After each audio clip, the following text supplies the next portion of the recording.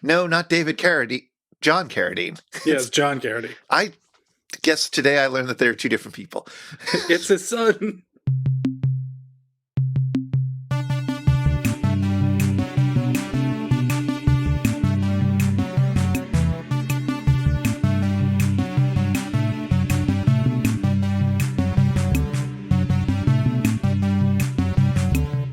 This time we watched Season 3, Episode 20, The Unearthly. I got real excited because I thought they were talking about the glands, but they were talking about glands.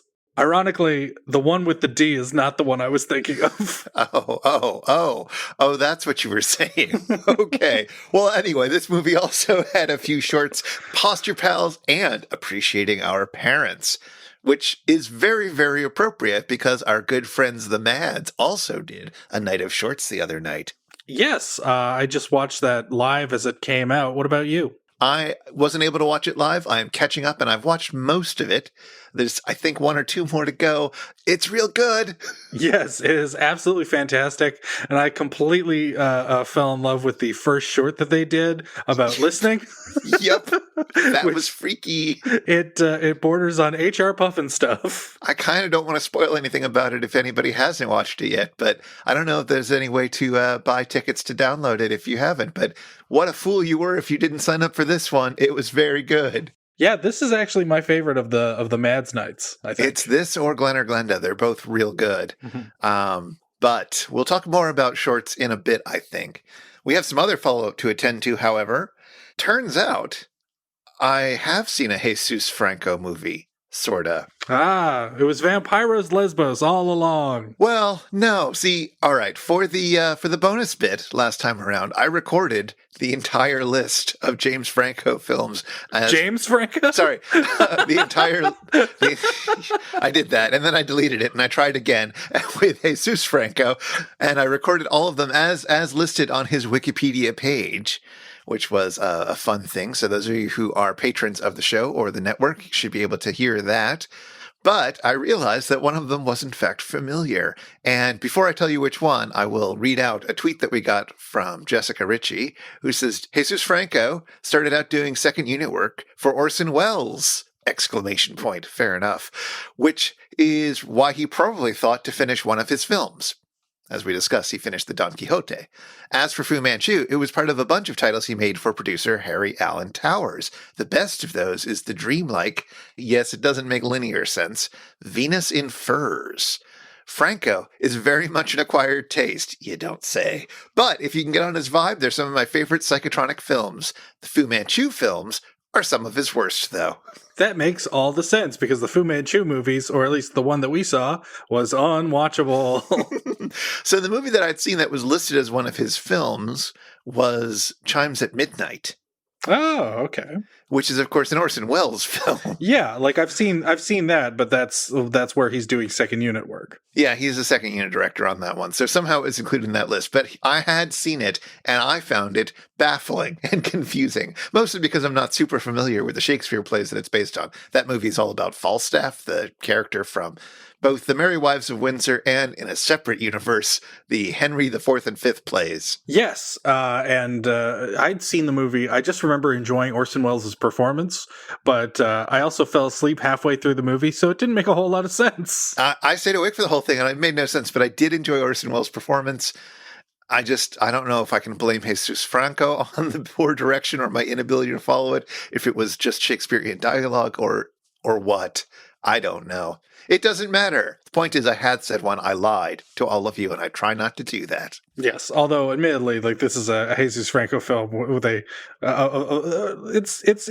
a threadbare connection. He merely worked on the film. Yeah, no, a lot of the films on that list were films that never were completed, or maybe he just thought about one day. I don't know. It doesn't hold up to scrutiny, but nevertheless, it's a fun list. By the way, happy Spookly-ween. Yes, yeah, today is not Halloween, but we're in the Halloween season. It might be Halloween when we release this. I don't know whether it'll come out on Halloween or before, but knowing my schedule lately, it'll be coming out midnight on Halloween. It's like, happy election day, everybody. Exactly. That's a little spookier this year, but What Halloween projects do we have in the works? Are you doing anything on your other podcast, the spooky one, a part of our Scaritage? Well, we have an episode coming out on Les Liens de Sang, or Blood Relatives, which is a CanCon horror film that features, you guessed it, Donald Pleasance. Whoa. Yeah. Does he speak French in it? He speaks with a French accent. Okay. Which is just as good. Is this actually like a Quebecois Franco-Canadian film, or is it not? Yeah. Okay. It was shot in Montreal. Oh, okay. All right. Is it in French, though? No. It's shot in English. Huh. I'm confused. I guess I'll have to listen to the episode to figure out more. But that sounds very promising that you found Donald Pleasant's Franco-Canadian CanCon. Mm-hmm. It was a special thing that we thought we'd hold off for the third anniversary of this show? Second anniversary? I forget. How old is a part of our Scaritage? I don't know. I think it's 2 years old. I think it is 2 years I could be old. wrong. I think it is. Well, also, we should mention that our parent network, Megaphonic, has brought aboard our friends over at the Fiasco Family Movie Night, and that they have this little project they do every year, which we've now spun off into its own podcast called Hubris Ween, where throughout the month of October, for 26 days, they do a little mini episode about a scary movie, one for each letter of the alphabet. That's an amazing project and also an exhausting project that I'm glad I have no part of. Indeed. Like, ugh. It's ridiculous. It is really lovely, though. And I should add that although it isn't out yet, it will be out by the time this episode drops. U is for the Unearthly. Yep, so there is one Unearthly fan out there. At least one. They're not necessarily fans of every movie they watch, I think, but and also how many U movies are there? There may be more than you'd think, but nevertheless, for another perspective on the Unearthly, go check it out. Link in the show notes. Mm-hmm. Well, I think that's everything that I wanted to talk about before we start into this episode. So let's get on to the spooky times. Yeah, we've carved our jack-o'-lanterns and set them aside. We've lowered the volume on the Monster Mash so that we can record. All right, let's go. This time we watch Season 3, Episode 20, The Unearthly. But first, some shorts. In Posture Pals, a third-grade teacher body shames her entire class by drawing silhouettes of them all to show who has bad posture. Boo. Children are encouraged to be posture pals, which is to say, to constantly nag each other about slouching. And it all comes together when mom and dad nag along. 4 kids fall hook, line, and sinker for this gambit and posture themselves into a frenzy. Their reward? A few flimsy paper crowns.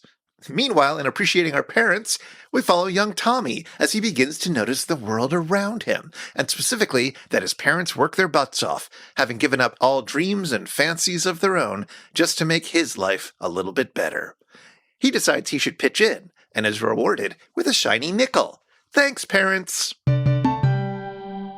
And now our feature presentation. John Carradine plays a mad scientist who has discovered a new gland. In his experiments, he hopes to have one of his many unwitting subjects prove his theories right and have them live forever. Unfortunately, what this results in is a lot of scarred people and rabid monster men he keeps locked up in the house. More on that later. See, Carradine poses as a benevolent doctor treating patients at his estate with the aid of his ubiquitously simple and gigantic assistant Lobo, played by the ubiquitous for these kinds of roles, Tor Johnson. A murderer on the lam shows up, and Carradine's fiendish doctor blackmails him into staying with the rest of the guests. 2 nondescript women and a guy so neurotic his eyes bug out at the slightest provocation. You keep wanting to see Tor put that neurotic guy in a headlock or make him eat a turnbuckle, but alas, such things never come to pass. Anyway, things crawl to an inevitable end when Carradine's doctor is torn up by his past experiments, who've all been kept in his house as either barbecued ghouls or weirdly Eraserhead-looking zombies. So much for the gland of youth. It is truly the gland of the lost. The end. Meanwhile, on the satellite of love, a clever plan has been hatched. Gypsy videotapes Crow as he stands atop a pile of boxes filled with highly flammable pajamas, which Tom will light on fire. As Jill explains, this is all to get some of that sweet, sweet America's Goofiest Home Videos cash. This is basically the early 90s version of Doing It for the Vine, and it ends with Crow getting only a little bit melted. For the invention exchange, the Mads offer a selection of pills that are hard to swallow, whether because they contain a live gerbil or because it's a life-sized replica of Fred Flintstone. Joel decides to show off some celebrity appliances, not so much a George Foreman grill as an Emilio Estepez dispenser and a Jackie Mason jar. After the shorts, Tom narrates an educational film, berating Crow for not fully appreciating everything Gypsy does for him, including cleaning up the ship, repairing the hull while out in the cold of space, and dangerously replacing the plutonium rods at the ship's core. Gypsy really is the best. But after some movie, it's time to appreciate the star of the Unearthly. No, not John Carradine, but Tor Johnson.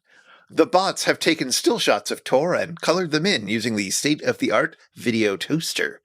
Gosh, I wonder if we'll be appreciating Tor Johnson in a few minutes. After some more movie, the bots take all the parts of all their board games and mash them into one game. Joel starts reading the rules, which of course takes forever, and Crow and Tom never get to actually play their game. And after the movie, everybody's impersonating the Dead End Kids. You know, they're all a bunch of wise guys who ought to get a little of the old 2-4 if they keep talking like this. And that's the end of the show, see? Now get out of here! All right. Hey, we watched The Unearthly. We watched something spooky just in time for Halloween. Whew, we did it. I don't know. Did you find The Unearthly spookier or the shorts? I was far more frightened by the threatening of trees in Posture Pals, where it's like, there's that great joke. It's like, this is what I'm going to do if you don't learn to stand up straight, or something to that effect. Everything in Posture Pals made me so glad not to be in school anymore, especially in the 50s. But we'll talk more about that in a bit. Oh boy, this was a very nice episode. Yeah, it's fun. It's a fun episode. It's a dreary and forgettable movie, I think. And that all adds up to a nice bit of variety. I mean, 2 shorts, my cup runneth over. That almost never happens. Exactly. And I feel like the movie, while not very good, has like a little gem of a good movie inside it. Like, there's a decent enough idea that just isn't really handled very well. It's not well written. It's not well directed. The acting is mostly fine. I mean, John Carradine's perfectly good at being John Carradine here. Tor Johnson steals the show. Magnificent Tor Johnson, yes. The bland women are just as bland as they're supposed to be in a 50s sci-fi movie. Neurotic guy is a little cringy, but again, I guess he's kind of supposed to be. The half-dead guy, the guy who's in the basement, who is barely able to move, really does a good job of that. And the neurotic guy, say what you will about him, it's like he at least hams it up with the best of them. Yeah, so like, there's not nothing to like, and again, I feel like with a few more revisions and maybe a better director, this could have been something. But it's not. No, it very much isn't. You know, it's a rare horror movie without any atmosphere at all. It's true. That is part of what they're missing here. Even with Tor Johnson doing his best. Yes. Although sadly, we never get to see him really wrestle anybody, you know, or do much wrestling. And that's a shame. That's a waste of Lobo. But he does say the classic time for go to bed. Yes, which is one of the funniest things in the episode, is not just the line, which is hilarious in itself, but just Joel's, well said. The sketches are pretty good in this episode too, I thought. Yes. In fact, it has one of my favorite little moments that isn't even a joke, but makes me laugh anyway. During the Appreciating Our Gypsy host segment. It's just so good. Yes, that's super fun. And there's a great line that I've used in daily life, which is like, when our own feeble minds can barely add fractions. That's a great line. But the thing that makes me laugh the hardest in the sketch, and which isn't even a joke, is when Gypsy shows up, and the boys start making excuses, and they just to get the hell out of the way. They're kind of embarrassed by all the work that Gypsy does. Gypsy sees the light flashing, and she bashes her face into the console, knocking all the buttons over, and she just goes, "Woo!" Exactly. Oh god, that moment killed me. I was watching that with my husband, and he said, "Wait, what did she say?" And I tapped back 10 seconds, and we watched it again. I was just like, "She just says ooh." And it's the best. It's so good. Oh, Gypsy's the best character. it's the voice. It's that Jim Allen voice that just kills me. It's so good. But also, I love that in all of the shots of her working around the ship, she's wearing her glasses, which is just one glass, I guess. Yeah, she's wearing a monocle. Sort of, but it's got the arms of the glasses, right? Yeah, it's a normal. But like, she just looks so smart wearing that. Like she's in her business, I'm getting things done mode. It's so good.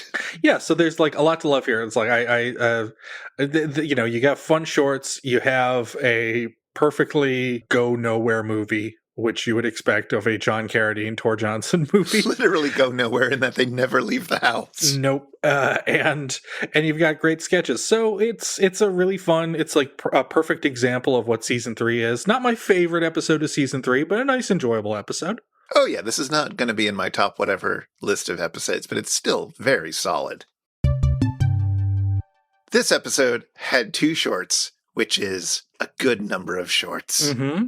And we got to see all these shorts in the Mads. I'm just thinking about shorts right now. Shorts are good in MST3K. Yeah. And in fact, shorts and MST3K go together so well, and shorts are such a part of the show that you actually, when you're doing a program like ours, you're forced to realize, oh my God, there aren't that many episodes with shorts in them throughout the entire run. No, they had almost none in the sci-fi era, and then none at all in the Netflix era. Yeah. It's like, what were they thinking? And fans were clamoring for shorts in both eras. Like it was a big deal when the sci-fi era finally got a short. Yeah. And like they had put out 2 collections of just shorts. Yeah. Which were incredibly popular. Like, I know people who only know those compilations and don't know anything about the rest of the show. Yeah, and indeed, like, when that was something that I would do if I had someone who was a little skeptical about MST3K, I could show them the shorts collection, and that was an easy way, because it's like, well, we only have to watch one. Right. And so it was an easy way. And then later on, it's like linking to YouTube. It's like, well, you don't have to watch a whole episode. Let's just watch this short. It'll give you a good idea of what the show's about. This is sort of something I wanted to talk about, which is why are shorts so good? And part of it is that they're bite-sized, right? Mm-hmm. Like you can just watch the 15 minutes or maybe 30 minutes of the short, including commercials, and have a lovely experience and not have to commit to an entire 2 hours. Due to their length, the shorts can only get so bad. That's the other thing, right? There's no middle act to weary you out like there is with some movies, with most movies that MST3K looks at, where there's a real struggle after the middle intermission to like keep your energy up as you wait for the exciting ending to happen. Yeah, and with shorts, what's weird is that there's sometimes like bizarre bits of creativity that come out of the shorts, which leads to things like Mr. B Natural. Yeah. Utter eccentricities get put on display because it's like, well, how are we going to teach kids about band practice? How are we going to teach kids about posture? How are we going to teach kids about this or that? And so you have like the weird drawings and like people rocking back and forth that we had, not in Posture Pals, but in the other posture short that we did. Yes. We also had like Ben Franklin show up. Like, yeah. These shorts needed a gimmick to get themselves into the doors of classrooms, apparently, or else there were incredibly bored creative people taking these paying gigs in order to just make movies, and they threw everything they could think of in it. Yeah, and sometimes you even get like weird narratives, like the juvenile delinquency one from, I think it's like seasons 5 or 6. It's a Mike episode, and it ends on a cliffhanger. It's like, oh, you'll never know what'll happen. Yeah, or the one where, or now we're just listing our favorite shorts. We probably don't need to do that. But I was just thinking about what is it called? The one with the angel that comes down and tries to convince people to buy a phone or something. Oh, or isn't that a design for dreaming? That's it. Yes, or an electric home. That's what that one's about? Electrifying your home. I forget. It doesn't matter. You've got this really camp angel coming down. And it breaks out into a musical, and it's like production values are through the roof. And it's all over in 10 minutes. And you're like, wow, that was perfect. Yeah, that's the amazing thing, is that sometimes these these shorts, whether it's if they have a budget like Design for Dreaming, or they were directed by Herc Harvey, as so many Centron ones were, then it's like they're often better made than the movies that are featured. Exactly. And I mean, if you're just doing a 10-minute short and it's all set inside one house, that kind of makes sense in a way that a 90-minute movie doesn't. Yeah. This wasn't a 90-minute movie, but you know what I mean. There were more locations in Posture Pals than there were in the Unearthly. Oh, God, yes, by quite a large margin.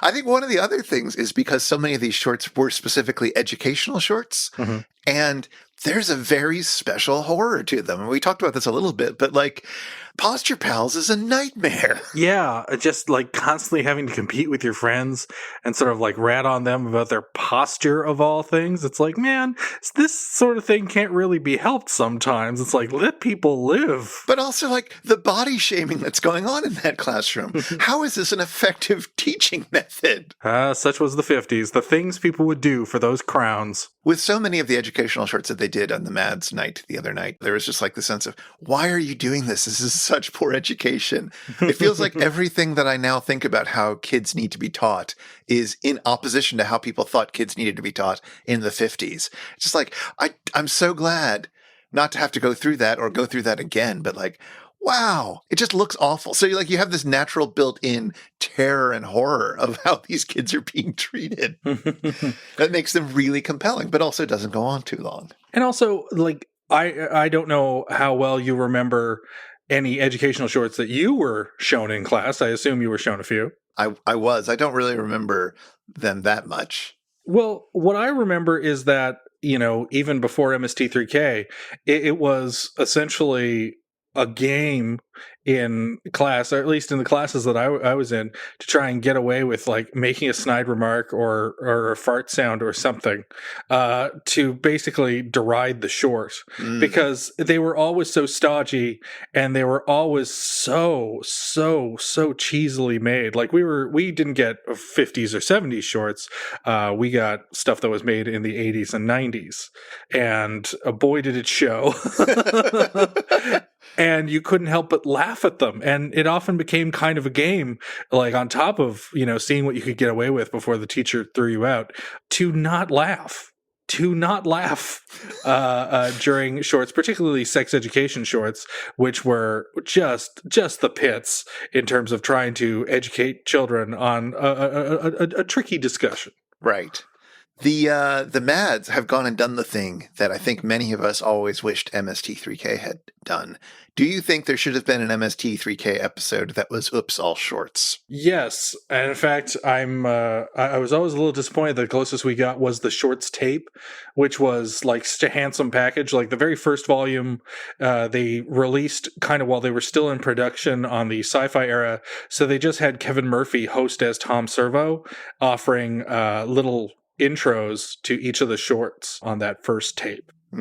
It works perfectly as like a little episode of MST3K. And again, it's such a missed opportunity to like have a whole bunch of shorts, because you wouldn't have run out of good shorts in much the same way as they would not have run out of great bad movies to riff, ideal bad movies to riff.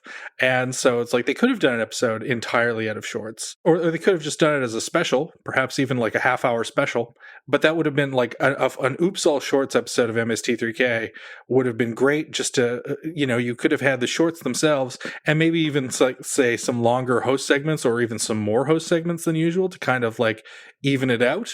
And it would have been a really great experience, I think.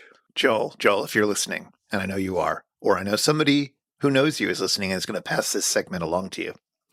For season 13, while you're shopping around for a new network for the new fancy version of the show, why not an all-short season that you release to YouTube with like 10-minute or 15-minute long episodes, little short beginnings, little short ends? You can have Emily doing it or whatever. Maybe, I'm sure Jonah would be up for it, but whatever you want to do, why not that? Well, in fact, they are doing a bit of a streaming thing. There are going to be shorts for McGizzy as a fundraiser for that organization. And the mini episode is basically going to feature Joel, Josh Weinstein as Tom Servo, and Bill Corbett as Crow. And they are going to be riffing a busy day at the county fair and behind the scenes at the supermarket. And what a combo. I don't know if those three have ever riffed, just the three of them before. Yeah, they've never had that, because Josh Weinstein was the one absentee for the Riff Tracks Mystery Science Theater 3000 reunion, which had everybody, including Jonah Ray, but was missing Josh. So that may have already happened by the time this episode is released, or it may be happening tonight, or it may, who knows? Check it out. I'm excited to see that. Maybe this will lead to more such things. Go shorts. Yes, we all want all shorts content all the time. That's all we ask for Mystery Science Theater 3000. Please give it to us. Now let's talk about the nominal star of this movie, John Carradine, who we last saw in episode 74, Red Zone Cuba, where he appeared in the very beginning, very briefly, and then sang a song for us. Yes, he sang a beautiful song. Night train to Murder. It was great. He has a Johnny Cash-like quality to him. Yes, Johnny Cash now. It's a little bit Johnny Cash, it's a little bit Crypt Keeper. But that's what's great. That's what's great about him. Yeah, John Carradine, it's weird. He has like over 300 IMDb credits. So he's yet another actor who was willing to do any film he was offered. And he wasn't even British. It's crazy.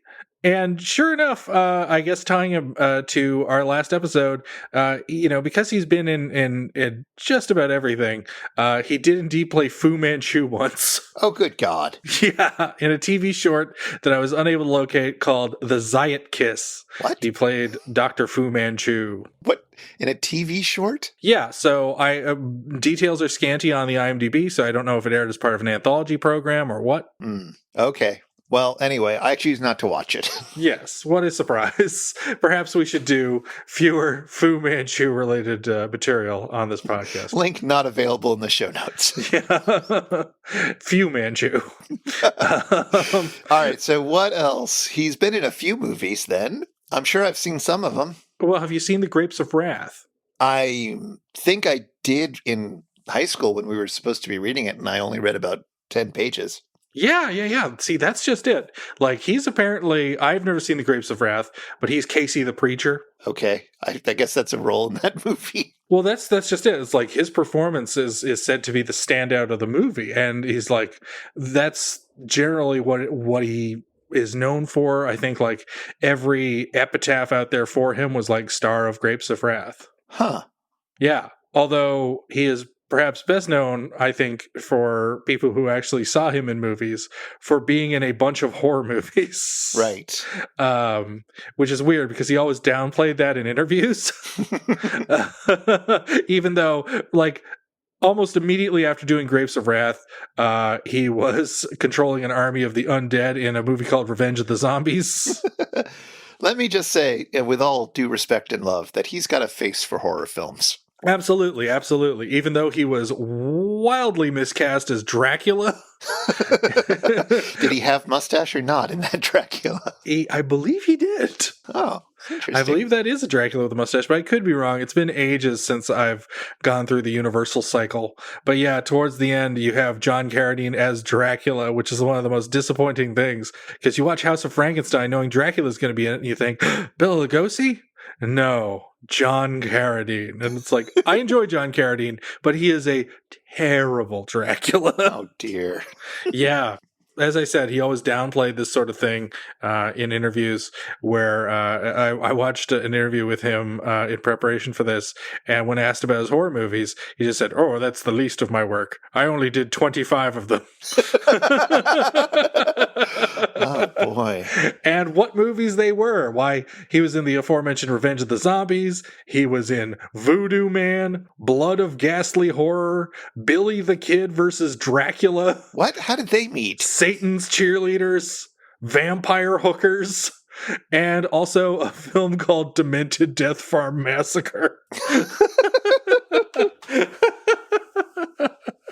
It's weird. It's as though Carradine is always fighting to keep his dignity, because in the same interview, he also rushes to the defense of the movies he did by saying, it's like, we always had first class people in the horror movies I did.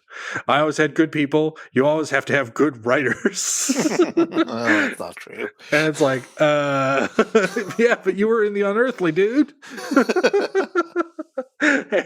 Hell, I haven't seen this, but there's a movie that he did with Bela Lugosi in which he is a thawed-out Neanderthal. Okay. And Bela Lugosi is doing he transplants John Carradine's brain into a thawed-out Neanderthal in Return of the Ape Man. Oh boy, that sounds great. Yeah, he was not above being in a schlock, because John Carradine One, he kind of funded his own theater company because he saw himself as a Shakespearean actor first and foremost. Sure. So he was doing that to fund that, but he also acted a lot because John Carradine liked to drink, Oh, of course. as did most actors of the olden times. Yeah. So it was a heavy drinking culture, and he was indeed part of that.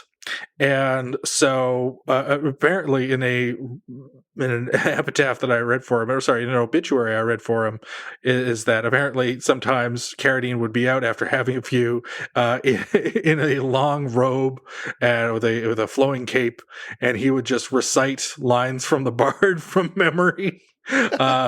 Just to whoever would be passing by. Such was his passion for it. That's amazing. I'm looking over his filmography now, and I notice two things about it. First off, much like Billy Barty, he has an uncredited role in Bride of Frankenstein. Yes, I saw that too. Wow.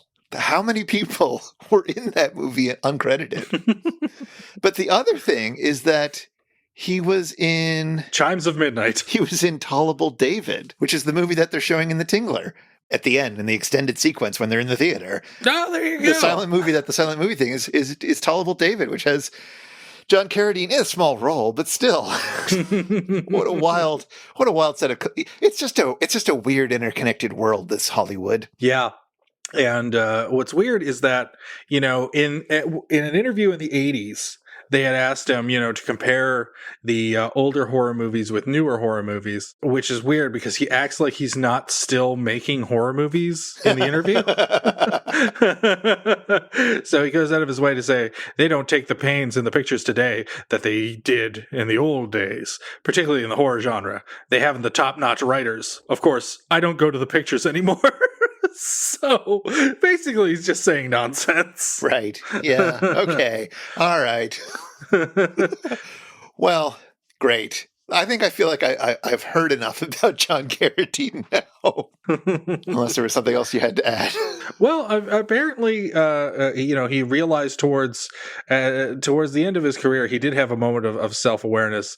So I have two quotes one from him and one from his son, David, who we talked about in Wizards of the Lost Kingdom. The first from John is that he said, "I missed out on everything. I wanted to be the preeminent Shakespearean actor of my day, and I wasn't.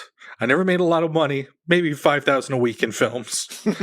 And his son David adds, "He got the breaks he deserved. He screwed up a lot of his chances through fear and silliness," which is a very interesting quote. Fear and silliness in Las Vegas. But then again, it's like, what is Halloween if not a celebration of fear and silliness? That's true. So perhaps John Carradine is Mr. Halloween. Then who is Tor Johnson? Tor Johnson is, well, he's got a face that a mother would love. That's why all the moms go crazy for Tor Johnson. Yeah. He's got a Liberace vibe. Those two are often lumped together. Why was he not cast in the biopic about Liberace? I play the twin villains who fight the Batman. My brother George is here tonight. Oh man, yeah. Tor Johnson is very much a staple of a certain era of horror movies. We've already seen him once in one of his most infamous pictures, The Beast of Yucca Flats. Yes, and we will see him again someday when we do Bride of the Monster. Yes, and what's weird is that Bride of the Monster, I don't know if you remember this, but his character's name is Lobo. Yes. So there's two different Lobos, because Lobo here can talk. Right. But Lobo cannot talk in Bride of the Monster.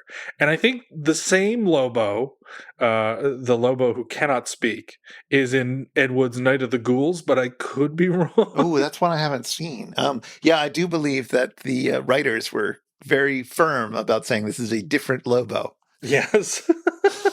But what odds? What odds? They didn't want to be sued by Ed Wood, I guess. You can't have just Kurt Russell show up as Snake Plissken and say, it's a different Snake Plissken. Don't worry about it. But yeah, so who is Tor Johnson?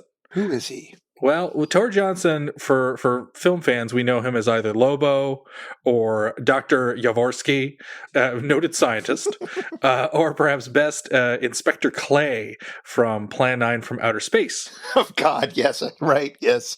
Very believable in that. Oh, yeah. Excellent use of gun. Excellent use of Tor. Well, all movies have an excellent use of Tor if they use him. He's good in anything. Yeah, he steals the show. Well, Tor started off, as you know, as a wrestler, where he was known as the Super Swedish Angel. Which he is. Yes. Now, the thing I didn't realize is that I just kind of assumed that Tor was, bald by nature, but in fact actually had like flowing locks of blonde hair. What? Yes. I'm Googling this. And he actually shaved it down. He shaved it down so that he could better fit the role of being like a heel. Oh my God. So that's why he's bald in the ring, is that he wanted to be like, a big lumbering monster. He looks like a normal person with hair. Yes. In fact, it seems like kind of a goof when they draw him with like long blonde locks in the video toaster segment on Tor Johnson's fake career. But that's close to what he would have looked like. But yeah, he's been in a ton of stuff. And it's like, what's weird is that I found out that he was in a W.C. Fields comedy, playing a wrestler, of course. Okay, that makes sense. But he also did 2 films with Abbott and Costello. Of course he did. I mean, why wouldn't you? Yeah, he's in something called Lost in Harem, where he played Major Domo. And he's in Abbott and Costello in The Foreign Legion, where he plays Abu Ben. Okay. Yeah. And weirdly enough is that he was even in an episode of Bonanza. What? Yes, he played a character named Busthead Brannigan. That fits. That's a good name. Yeah, so there's something like, what's weird is that like Tor, you really got to think, what makes Tor work? Because there is something innately lovable about Tor Johnson, whether or not you have seen the Tim Burton movie Ed Wood, where of course he's lovable, but in a different way, where he's been caricatured. Even without that, even before that, like people fell in love with Tor Johnson. And there's something so striking about his like big lumbering physique. He's 6'4", he's over 300 pounds, he's bald, and he's just got that face like a mound of mashed potatoes with his big furry eyebrows. Yeah, it's a really striking face. Like, yeah, it's really defined. You know what he looks like? He looks like one of those caves that you would see on the front of a science fiction magazine that would be like beautifully painted, and it would be like a cave with a face, but it would be Tor Johnson's face, and some hero with a sword would be walking in. Yes. Now, of course, you're probably familiar with the fact that like Tor Johnson's legacy lives on with Thanks to the Tor Johnson Foundation. Well, thanks to the Tor Johnson mask. Oh, yes. Yes, which we talked about because on Teenage Mutant Ninja Turtles, whenever the Ninja Turtles and the cartoon would have to, well, not whenever, but in certain episodes where they have to put on disguises to look human, there's at least one episode where they put on Tor Johnson masks. That's how kind of like famous the Tor Johnson mask was. And it came out, it was a Don Post Studio mask. Don Post Studios are pretty famous. They released the Captain Kirk mask that was later the basis for the Killer's mask in Halloween. And the Tor Johnson mask, like this went on forever because the Tor Johnson mask apparently was like into production all the way through to 2012. It first came out in 1964. Wow. Yeah. Did you ever own one? No, because when I was a kid, I wasn't that familiar with Ed Wood. So I wasn't familiar with Tor Johnson at all. And the horror movies I was watching were more contemporary. And it was only later in life that I started visiting the horror movies of the 40s and 50s. And I was realizing, hey, there's something to this Tor Johnson fella. All right. Well, we know what to get you for Halloween next year. Hey, I'd love a Tor Johnson mask. I could finally go as Lobo. Hey everybody, it's time for the Shadow 13. It's time for the Shadow 13. 13 shorts to go with today's movie and episode, The Unearthly. Go, Chris, go!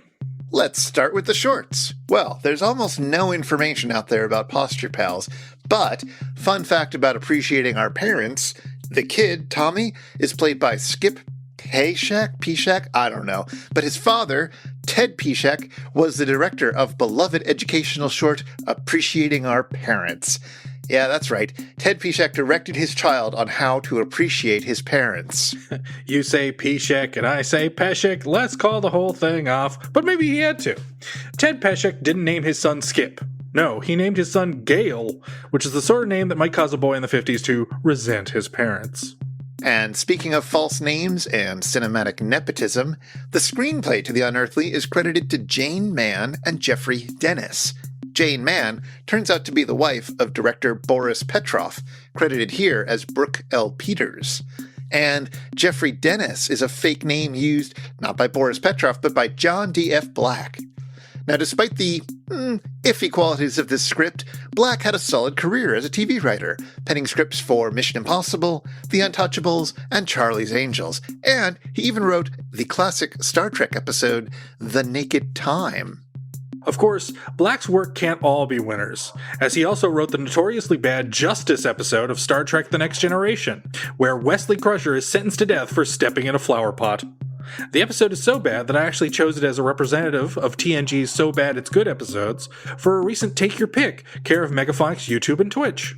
We'll have a link in our show notes to the archive version. Our Star Trek connections don't end there. Arthur Batanides, I don't know if that's how you say it, but I'm going to go with that, seen here as the aggressive and neurotic Danny, played D'Amato in the classic Trek episode That Which Survives. Despite his recurring role as Kirkland in the Police Academy sequels, Batanides' IMDb profile picture is nonetheless of his Star Trek role. Batanides also has another MST3K connection, having appeared in The Leech Woman, Rift in Season 8, which we discussed in episode 23 of It's Just a Show. I thought he looked familiar.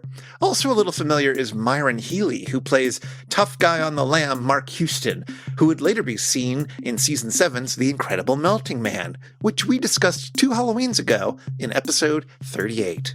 And The Unearthly was originally released on a double bill with The Beginning of the End, the Peter Graves giant insect movie that was riffed in Season 5, which we discussed in episode...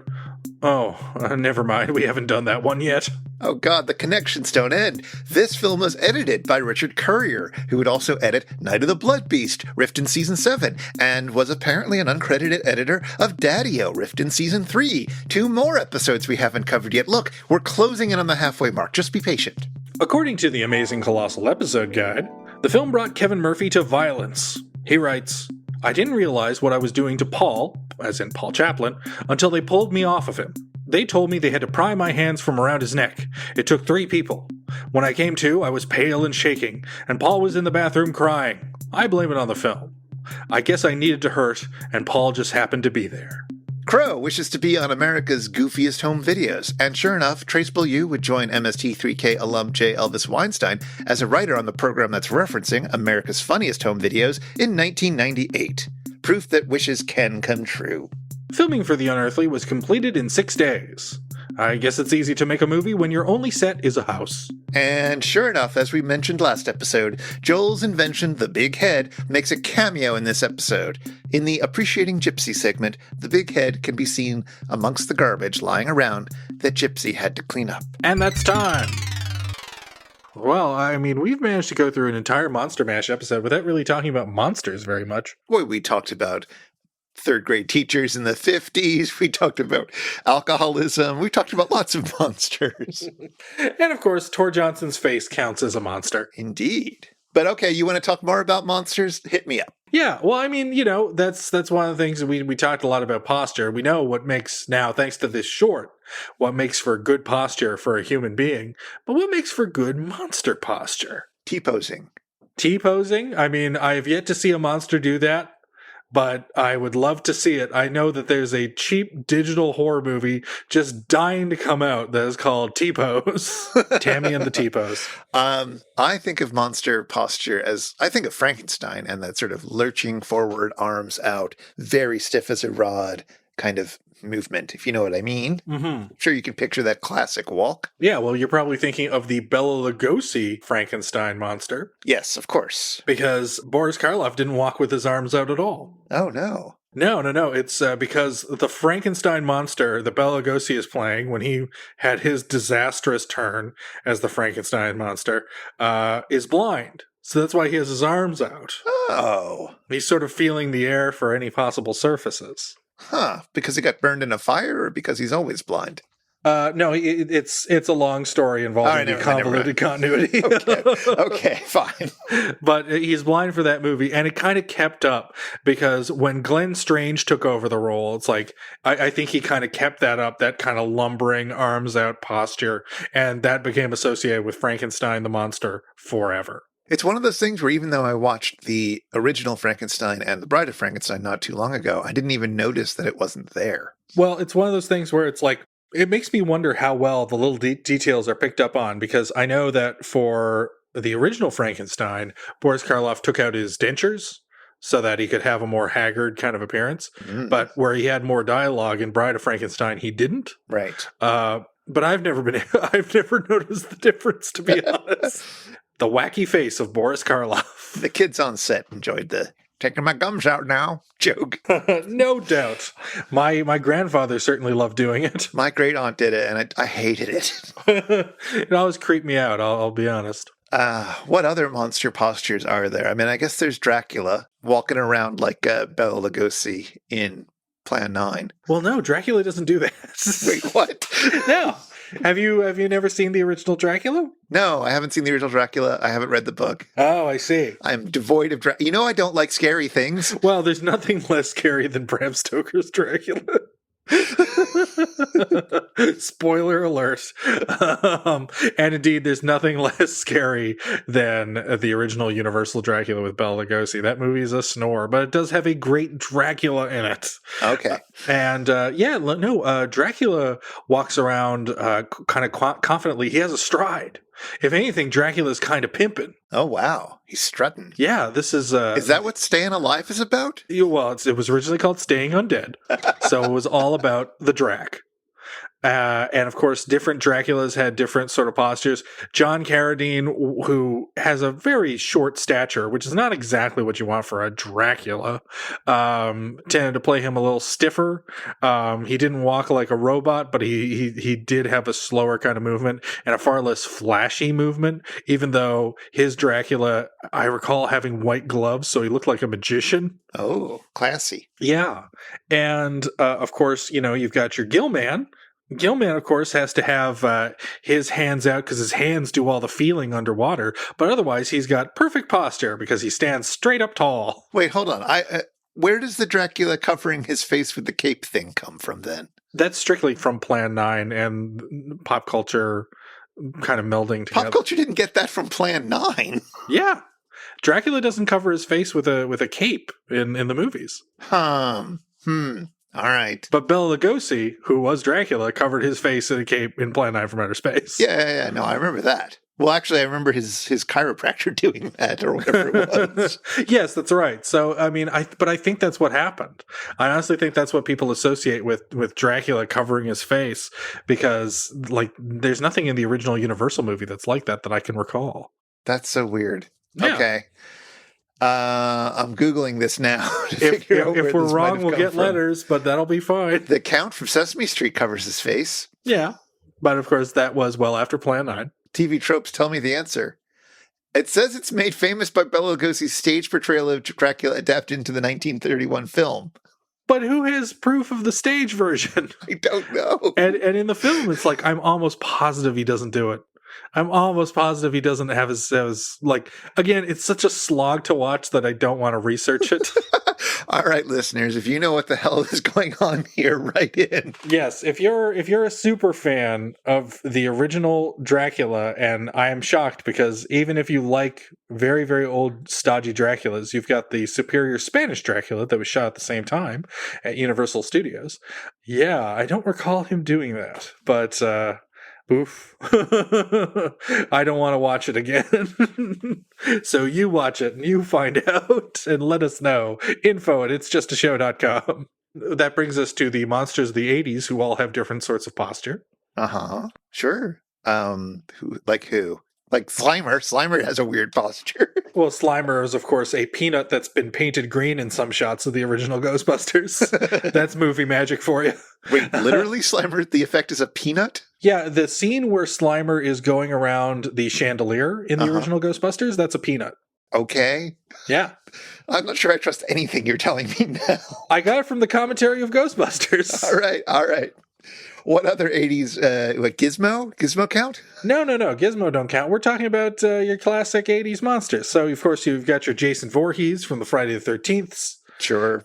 And Jason is all masculine. He is all brute strength and rage. He walks not that dissimilar to a Lobo, with some actors playing him. But yeah, like, so you've got Jason, who is just like pure raw anger, and he marches about at kind of like a steady but slow pace.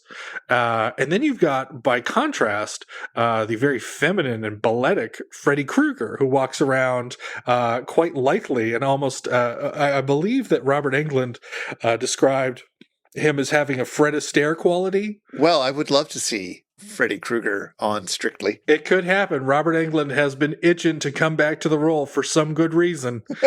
So maybe we can make that a reason. This has been fun. We've had a nice spook. We've had a good scare. But is there anything else that we should talk about before we put the Unearthly back into the basement to lurch around for a few more years? Yeah, well, one of the things that's used in this episode of MST3K is the video toaster. Oh, yes. To create all those great Tor graphics. And we've talked a little bit about the video toaster before, and I believe I have already mentioned that one of the creators of the video toaster is the brother of Dana Carvey and the bassist for Garth in Wayne's World. But one thing I didn't know about until I was looking it up was that Video Toaster is the source of Lightwave 3D. Okay, which is what now? Well, Lightwave 3D is a way to like create like 3D graphics, as per the name. And this package has been around for so long. Like, this software has been around for so long. Like, it was used for like early 3D graphics for Babylon 5 and Sequest DSV. Mm-hmm. But it's still around. Like, I know Lightwave because I was taught about it in school when talking about 3D software and how to use it. So I was quite shocked to find out that its origins were from the video toaster. Oh. Yeah. So it's like an alternative to Blender now? Or Blender is an alternative to it? Yeah, I believe that Blender is a far more sophisticated thing than Lightwave is these days. Interesting. But yeah, Lightwave's still around.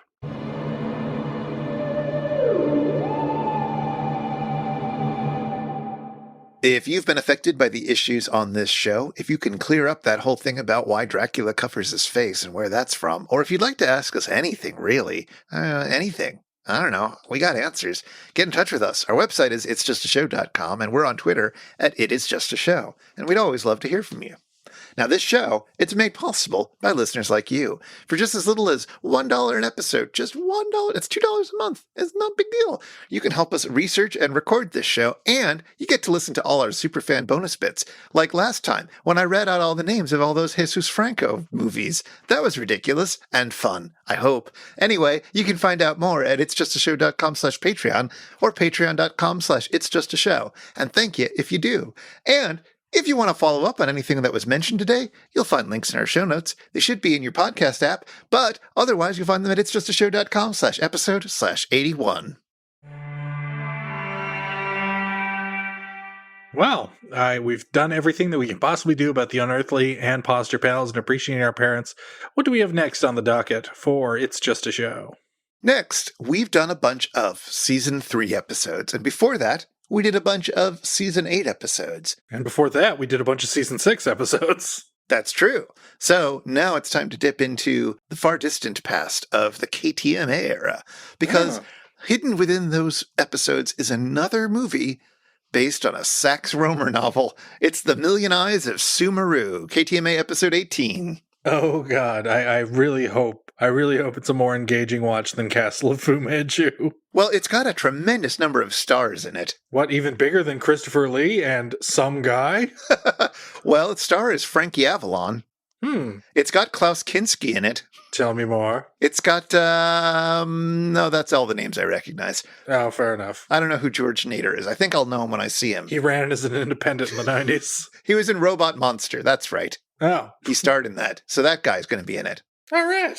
So yeah, I get to, I don't think I'm going to read the book this time. It's probably for the best. I probably could find better things to do with my time, but it's another Harry Allen Towers film. So that's good. But it's not a Jesus Franco movie, is it? It's not a Jesus Franco movie. No. Okay. I'm somewhat grateful, despite making a promise to check out the better Jesus Franco movies that are out there, such as Vampiros Lesbos. I am somewhat relieved, though, that this is not a Jesus Franco movie. No. Just somebody who gave Jesus Franco a lot of work. Yay, that's always a good sign. Well, on that note, until next time. I'm so glad we had this time together. And once again, thank you, Gypsy, for everything you do. Now, take it away, Theme Squad.